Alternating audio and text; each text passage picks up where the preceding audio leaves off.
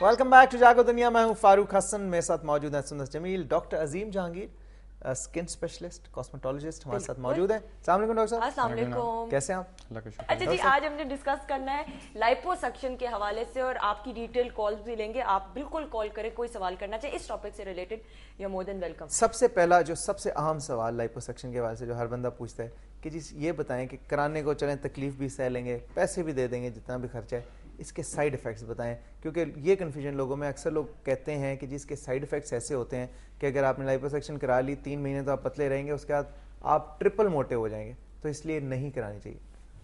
دیکھیں side effect جو ہیں, پہلی بات تو یہ کہ بتانے چاہیے پیشنٹس کو, اور ان میں سب سے بڑا سائیڈ افیکٹ یہ ہے کہ کبھی بھی 5 لیٹر میکسیمم لمٹ ہے جو انٹرنیشنل گائیڈ لائنز ہے کہ جب آپ نے آؤٹ پیشنٹ لائپوسکشن کروانی ہے, جس میں کہ آپ نہیں چاہتے کہ لائپوسکشن کے بعد آپ کو کہیں انٹینسیو کیئر یونٹ یا انتہائی نگہداشت کے یونٹ میں داخل ہونا پڑے, تو پھر سب سے بہتر ہے کہ 4 to 5 liters in one go بس کروائیں, اس سے زیادہ نہ کروائیں.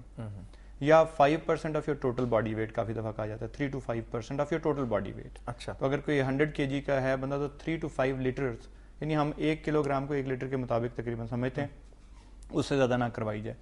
اب جتنی بھی آپ کو کوئی اس طرح کی ہاربل سٹوریز پاکستان میں یا پاکستان سے باہر نظر آئی ہوں گی, اسے کہتے ہیں لوگ میگا لائپوسکشن, جس میں 8, 10, 15 لیٹر ایک ہی دم سے نکال دیا جائے. اب یہ دنیا میں کہیں پہ نہیں کرنا چاہیے, نہیں کیا جاتا سیفٹی کے حوالے سے. چاہے ہر پیشنٹ کا دل چاہتا ہے کہ ایک ہی گو میں ایک ہی دفعہ سارا جسم پتلا ہو جائے, تو 2 چیزیں بڑی اہم ہیں اس میں سوچنے والی, اور یہ گائیڈ لائنز ہیں, انٹرنیشنلی ریکمینڈڈ گائیڈ لائنز ہیں کہ نمبر 1 تو یہ کہ ان جگہوں کی لائپوسکشن کریں جو آپ کے ڈائٹ اور ایکسرسائز سے ٹھیک نہیں ہوئے.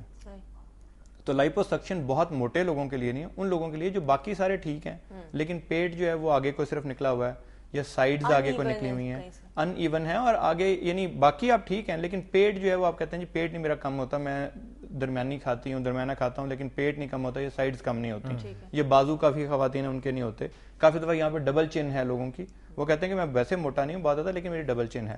تو لائپوسکشن جو ہے وہ انتہائی موٹے لوگوں کے لیے نہیں ہے, اس کے لیے اور پروسیجرز ہیں. آپ میدے کو چھوٹا کر سکتے ہیں, میدے میں ایک سٹیپلنگ بھی کچھ ہوتی ہے. جی بالکل, سٹیپلنگ ہوتی ہے جس میں کہ آپ میدے کا پورا سائز چھوٹا جب آپ کر دیں گے تو میدے میں تھوڑا سا بھی کھانا آئے گا تو بھر جائے گا جلدی. کافی دفعہ ایک بلون ڈال دیتے ہیں ہم, پلاسٹک کا ایک بلون ہوتا ہے جس میں خاص لیکوڈ بھرا ہوتا ہے, وہ ہم جس طرح واٹر بال کہہ لیں, وہ میدے میں جب ڈال دیں تو آدھا میدا تو اسی سے بھر گیا, اور باقی آدھے میدے میں بڑی کم خوراک آئے گی. تو وہ چیزیں ہیں جن کا بہت زیادہ ویٹ, بہت جس کو ماربڈلی اوبیز کہتے ہیں. تو ایک تو یہ ہے کہ اس لیے لائپوسکشن جیسا میں نے بتایا ان لوگوں کے لیے ہے جو کہ باقی ٹھیک ہیں لیکن خاص ایریاز یعنی پیٹ صرف باہر نکلا. ڈاکٹر صاحب ان سے بات کریں گے. جی السلام علیکم. وعلیکم جی. جی وعلیکم السلام. کون صاحب؟ میں شاہد بول رہا ہوں لاہور سے. جی شاہد بھائی خوش آمدید, کیا کہیں گے؟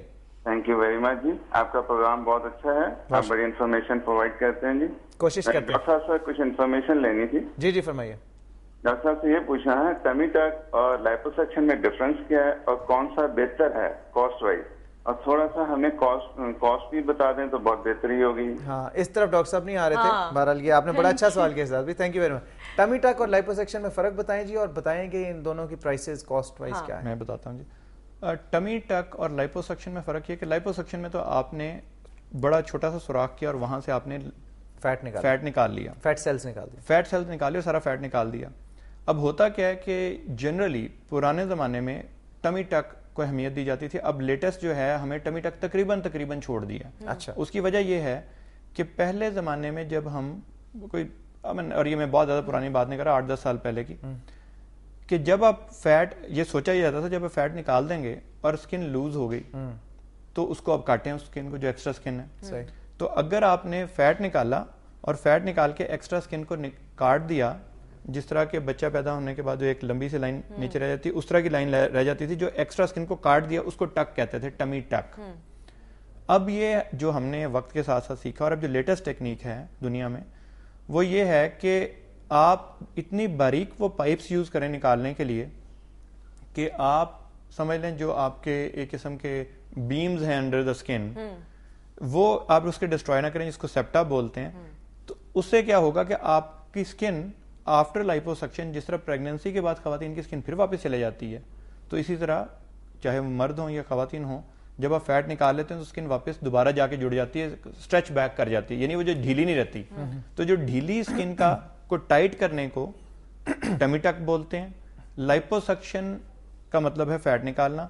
اگر ان دونوں کو کمبائن کافی دفعہ کر لیا جاتا تھا, جب لائپوسکشن اور ٹمی ٹک ایک ہی پروسیجر میں کر لیے جاتے تھے, اب یہ سائنٹیفکلی پروون ہے کہ دونوں ایک دفعہ نہیں کرنے چاہیے. پہلے آپ صرف فیٹ نکال لیں, جلد جتنی واپس جاتی ہے اسے جانے دیں, اور جو پھر بھی بچ جائے کوئی 6 مہینے کے بعد, سال کے, پھر چھوٹا سا آپریشن کر کے ٹمی ٹک کریں. اچھا ڈاکٹر صاحب, کالرز کے بھی رائٹ ہیں کہ کال شامل کرتے ہیں, دیکھتے ہیں کیا سوال کرتے ہیں. جی السلام علیکم. وعلیکم السلام. جی کون بات کر رہے ہیں؟ میں جی رؤف بات کر رہا ہوں, راولپنڈی سے فٹنس کنسلٹنٹ ہوں. جی جی صبح بخیر. ڈاکٹر صاحب سے پتہ کرنا تھا کہ ڈاکٹر صاحب, ایک تو میرے پاس بڑے سے کلائنٹ آتے ہیں جو آفن اینڈ آل بڑی چھوٹی ایج کے ہوتے ہیں, اور وہ اکثر ڈاکٹر انہیں ریکمینڈ کر دیتے ہیں لائپوسیکشن کے لیے یا ٹمی ٹک کے لیے.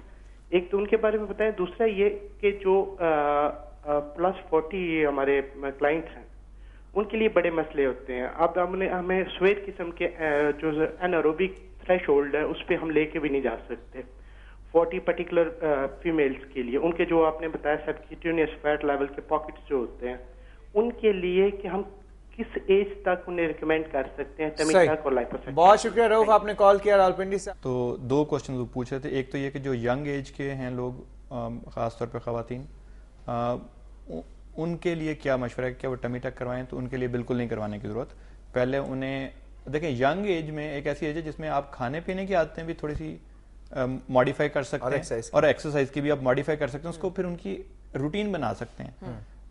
میں خود لائپوسکشن کرتا ہوں, لیکن میں مشورہ یہ دے رہا ہوں کہ لائپوسکشن ہر پیشنٹ کی ہر دفعہ کرنے کی ضرورت نہیں ہے. نہیں ڈاکٹر صاحب, یہ ایزی وے آؤٹ سمجھا جاتا ہے نا کہ آپ جتنا مرضی کھائیں اور پھر آپ پتلے ہو جائیں. میں میڈیکلی جو میں ریکمینڈ کر سکتا ہوں, آل اوتھینٹسٹی اور بالکل 100% جو میں آپ کو بتا سکتا ہوں کہ liposuction should not be taken as a shortcut, کہ جی میں نے کھانا پینا نہیں کم کرنا, میں نے ایکسرسائز بھی نہیں کرنی, بس میری لائپوسکشن کر دیں. These are the perfect recipes of disaster. اسی لیے لوگ مصیبت میں پھنستے ہیں.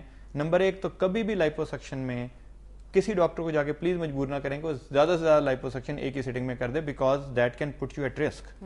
پھر آپ کے انٹینسو کیئر یونٹ میں جانے کے چانسز ہیں. دوسرا یہ ہے کہ liposuction should not be taken as a shortcut. آپ روٹین کی کھانا پینا تھوڑا کم کر کے مینٹین تو اپنے آپ کو کریں. تو بچوں کے لیے تو یہ تھوڑی کم عمر کے. انہوں نے دوسرا پوچھا تھا کہ 40 ایئرز ابو جو لوگ ہیں, خاص طور پہ خواتین, وہ کہتے ہیں ایکسرسائز اتنی نہیں کر سکتی چونکہ ان کو اوور ویٹ ہونے کی وجہ سے کافی دفعہ شاید ان کو گھٹنوں میں درد ہوتا ہوگا, سانس چڑھے ہوتا. اس کے لیے ایک تو ڈائٹنگ اینڈ ایکسرسائز تو کریں. اس میں کافی دفعہ میں سجیسٹ صرف اس لیے کرتا ہوں کہ اگر ایک کافی پیشنٹس ایسے ہوتے ہیں وہ کہتے ہیں جی میں باقی تو کر لوں گی سب کچھ کم, میرا پیٹ کا جو ہے نا حصہ نچلا والا یا اوپر والا, وہ اگر آپ تھوڑا سا مجھے ہیلپ کر دیں, باقی آئی کین ڈو اٹ.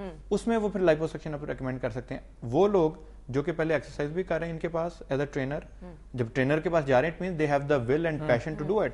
تو اگر وہ کر رہے ہیں اور اس کے بعد بھی کوئی جاری رکھیں, وہ ہاں جی وہ بالکل اس کو جاری رکھیں, اور اس کے along with that اگر لائپوسکشن کریں, that is a perfect combination. Thank you so much doctor صاحب, it was a pleasure having you. انشاءاللہ نیکسٹ ٹائم آپ سے ملاقات ہوگی. اچھا جی ناظرین, ایک بریک کی طرف بڑھنا ہے, لیکن بریک کے بعد ہمارے ساتھ اسام الحق ہمارے ساتھ موجود ہوں گے, اور ہمارے سپر سٹار ہیں جی, we are all very proud of him. You will meet Asam ulHaq. Stay tuned to جاگو دنیا.